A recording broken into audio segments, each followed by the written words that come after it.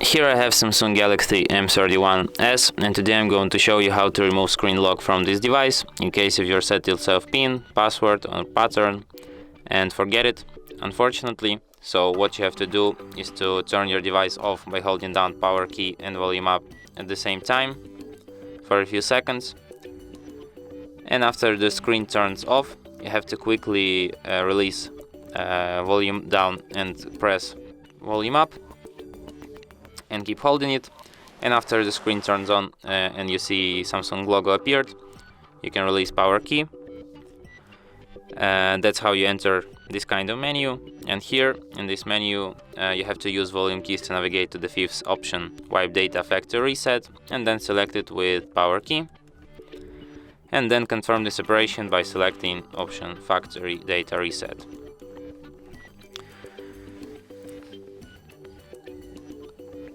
After you see the message data wipe complete, you can select the first option, reboot system now, to restart your device, and it will be restarted in a few minutes.